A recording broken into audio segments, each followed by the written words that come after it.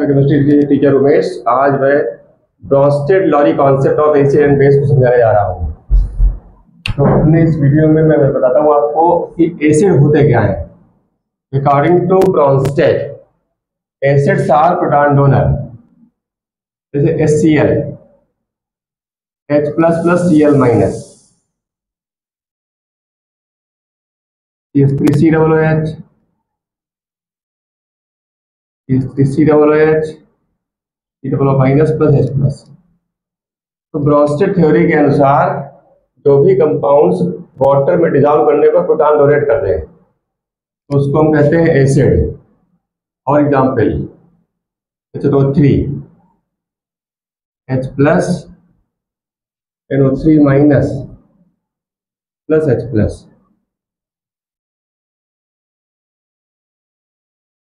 H3PO4, PO4 triple- plus 3H+। Acids are proton donor and bases are proton acceptor। तो इसका opposite करके देखिए, तो जो कंपाउंड्स प्रोटॉन जो एक्सेप्ट कर सकते हैं जैसे NH3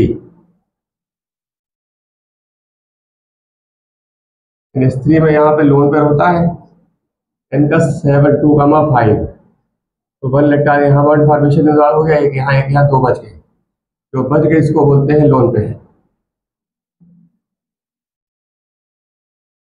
अब ये प्रोटॉन को एक्सेप्ट कर सकता है, इसके पास इलेक्ट्रॉन नहीं है, इसके पास एक होता है वो भी लूप निकल गया है, तो अब ये यहाँ और यहाँ बॉन्ड बनेगा लेकिन इलेक्ट्रॉन डोनेट करेगा नाइट्रोजन। तो ऐसा बॉन्ड जिसमें इलेक्ट्रॉन पेयर केवल एक ही एटम डोनेट करता है उसको हम बोलते हैं कोऑर्डिनेट बॉन्ड। तो इस तरीके से ब्रोंस्टेड के अनुसार जो भी कंपाउंड्स प्रोटॉन निकालेगा वो एसिड होगा, जो भी कंपाउंड्स प्रोटॉन को एक्सेप्ट कर सकता है, एक्सेप्ट वही करेगा जिसके पास लोन पेयर होगा। अगर लोन पेयर नहीं होता तो वो एक्सेप्ट नहीं कर सकता है इलेक्ट्रॉन को, क्योंकि बॉन्ड बनाना पड़ेगा। बॉन्ड बनाने के लिए इलेक्ट्रॉन चाहिए, लोन पेयर चाहिए, और इस बॉन्ड को हम बोलते हैं कोऑर्डिनेट बॉन्ड। तो coordinate bond is a special type of bond in which electron pair is given only by one atom. तो प्रोटॉन डोनर एसिड और proton acceptor base. For example water का देख लीजिए, वो एटॉमिक नंबर 8 होता है, 2 6 1 2 4 6। तो ये भी प्रोटॉन को एक्सेप्ट कर सकता है, इस इलेक्ट्रॉन पेयर से ये बॉन्ड बना सकता है।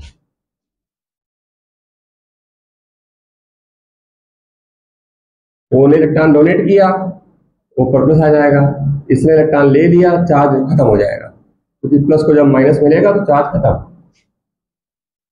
इसको हम ऐसे भी लिख सकते हैं, H3O+, हाइड्रोनियम है, इसको लिख सकते हैं NH4+, अमोनियम है।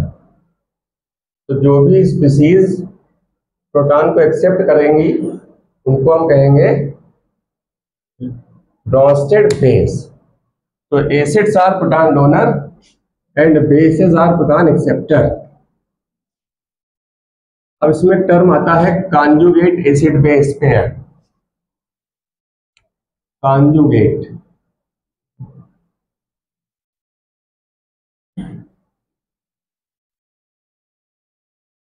कॉन्जुगेट एसिड बेस पेयर क्या होते हैं? ऐसे एसिड बेस पेयर जिनको हम प्रोटॉन एक्सचेंज करा के एक दूसरे में कन्वर्ट कर सकते हो, जैसे HNO3, H++ NO3-। तो ये क्या है? एसिड है, और ये जो NO3- है ये बेस है, क्योंकि ये प्रोटॉन निकालेगा तो ये बना देगा, और ये प्रोटॉन जब ले एक्सेप्ट कर लेगा तो ये बन जाएगा। तो एसिड बेस के ऐसे पेयर जिनको हम H+ का एक्सचेंज करा के एक दूसरे में कन्वर्ट कर सकते हो तो उसको हम कहते हैं कॉन्जुगेट एसिड बेस पेयर। तो HNO3 का कॉन्जुगेट बेस क्या होगा? NO3-। और आपसे कोई कह दे NO3 माइनस का कंजुगेट एसिड क्या होगा? तो HNO3। अगर कंजुगेट बेस बनाना है किसी एसिड से, प्रोटॉन को निकाल दीजिए, और किसी बेस का एसिड बनाना हो तो प्रोटॉन ऐड कर दीजिए। एक और एग्जांपल, CH3COOH, ये प्रोटॉन लूज करेगा तो CH3COO minus plus H plus.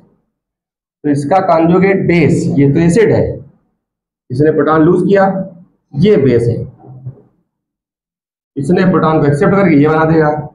तो इसका कंजुगेट एसिड, इसका कंजुगेट बेस एसीटेट आयन, और H प्लस का कंजुगेट, और इसका कंजुगेट अगर एसिड पूछा जाए, मान लीजिए जैसे CH3COO माइनस, ये बेस है, इसका एसिड बनाना हो इसमें ये ऐड कर दीजिए। तो एसिटिक एसिड का conjugate base acetate ion, acetate ion का कंजुगेट एसिड एसिटिक एसिड।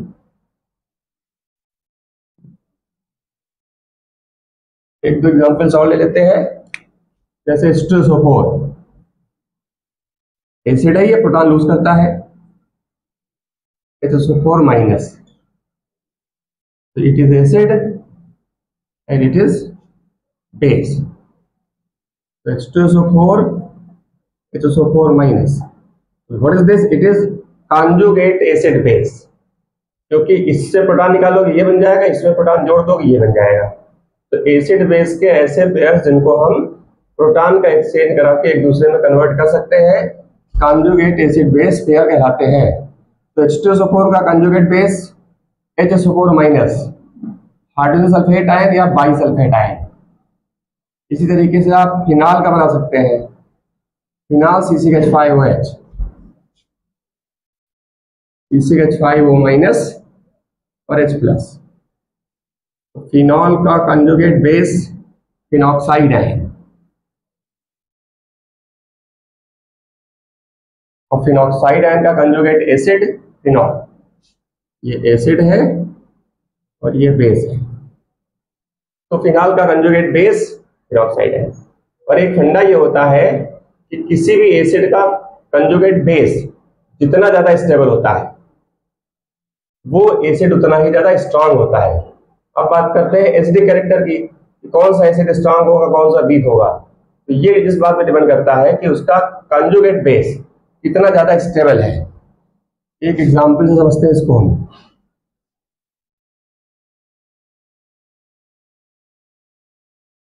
जैसे CH3COOH, CH3COO minus plus H plus,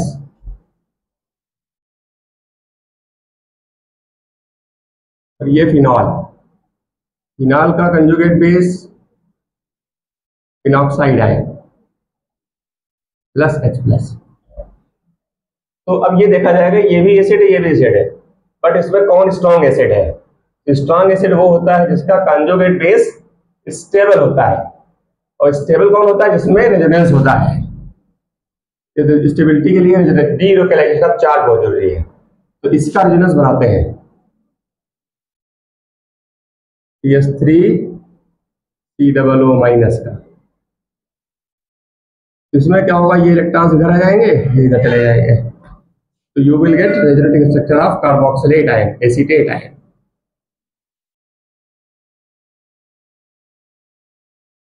तो these are resonating structures of acetate ion. अब हम बनाते हैं फिनॉक्साइड आयन का रेजोनेंस।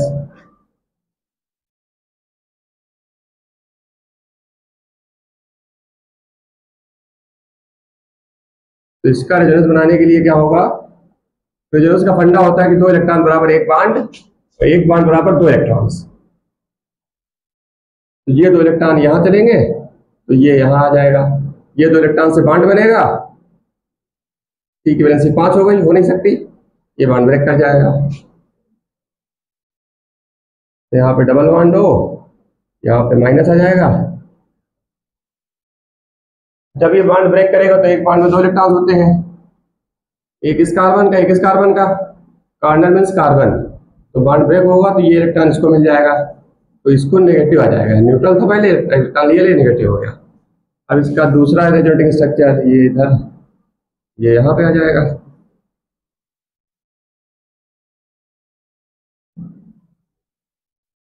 अब और आगे डिलोकलाइजेशन, ये इलेक्ट्रॉन इधर, ये इधर,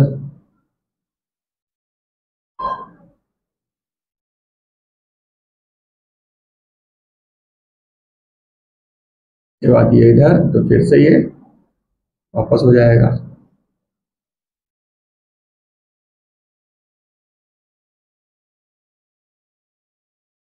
तो मैं बात कर रहा था एसडी कैरेक्टर की। एसडी कैरेक्टर का कैसे डिटरमाइन होता है कि कोई भी एसिड कितनी इजीली अपना प्रोटॉन डोनेट करेगा, और ये तभी हो पाता है जब उसका कंजुगेट बेस स्टेबल हो। ये स्टेबल होगा, रिएक्ट नहीं करेगा, इसका मतलब इसने प्रोटॉन लूज कर दिया। तो जिस सोल्यूशन में जितने ज्यादा प्रोटॉन्स होते हैं वो उतना ही ज्यादा एसिडिक होता है। तो किसी भी एसिड का एसिडिक कैरेक्टर इस बात पर डिपेंड करता है कि वो कितनी इजीली अपने प्रोटॉन को लूज करता है। अगर ये आसानी से प्रोटॉन लूज करेगा तो ये स्ट्रांग हो जाएगा, ये करेगा तो ये हो जाएगा। तो ये इस बात पर डिपेंड करता है कि इसका कंजुगेट बेस कितना ज्यादा स्टेबल है। तो जितना ज्यादा स्टेबल होगा, ये स्टेबल में रिएक्टिविटी कम होगी, मोर स्टेबल लेस रिएक्टिविटी। इसका मतलब ये इससे रिएक्शन नहीं करेगा, यानी इसने प्रोटॉन लूज कर दिया, तो इसका एसिडिक कैरेक्टर बढ़ जाएगा। तो फिलहाल इस पे कंपैरिजन करते हैं, which one is more acidic, carboxylic acid और फिनॉल, एसिडिक एसिड और phenol, which one is more acidic. तो carboxylic acids are stronger acid. Carboxylic acid जो होते हैं वो फिनॉल से ज्यादा एसिडिक होते हैं। क्यों? क्योंकि it is more stable. Acetate ion is more stable then phenoxide ion. But why? ऐसा क्यों? क्योंकि रेजोनेंस में इसके एसीटेट, इसमें क्या हो रहा है, नेगेटिव चार्ज डीलोकलाइज हो रहा है। पहले यहां पे था, अब यहां पे आ गया। तो नेगेटिव चार्ज कहां पे डीलोकलाइज हो रहा है? O पर। और यहां पे नेगेटिव चार्ज कहां पे आया है? कार्बन पे आया है। ये कॉर्नर बेस कार्बन। तो फिनॉल में नेगेटिव चार्ज कार्बन पर है, फिनॉक्साइड इसके एसीटेट आयन में नेगेटिव चार्ज ऑक्सीजन पे है। तो oxygen can better hold negative charge. Oxygen negative charge को अच्छी तरीके से होल्ड करता है, इसलिए एसीटेट आयन ज्यादा स्टेबल है और ये कम स्टेबल है, क्योंकि इसमें नेगेटिव चार्ज कहां पे है? कार्बन पे है। Carbon can't hold negative charge more better than oxygen. तो oxygen can better hold, so acetate ion is more stable than phenoxide ion. Due to this reason, carboxylic acid or acetic acid is a stronger acid than phenol. Okay, thank you.